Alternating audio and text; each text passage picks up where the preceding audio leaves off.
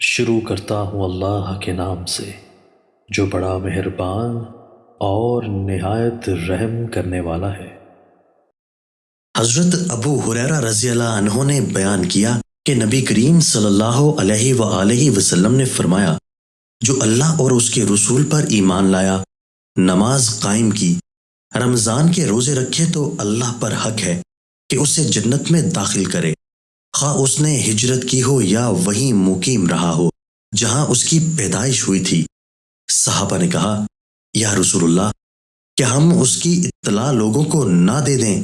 نبی کریم صلی اللہ علیہ وآلہ وسلم نے فرمایا کہ جنت میں 100 درجے ہیں جنہیں اللہ تعالیٰ نے اپنے راستے میں جہاد کرنے والوں کے لیے تیار کیا ہے۔ ہر 2 درجوں کے درمیان اتنا فاصلہ ہے جتنا آسمان و زمین کے درمیان ہے۔ بس جب تم اللہ سے سوال کرو تو فردوس کا سوال کرو، کیونکہ وہ درمیانہ درجے کی جنت ہے اور بلند ترین، اور اس کے اوپر رحمان کا عرش ہے اور اسی سے جنت کی نہریں نکلتی ہیں۔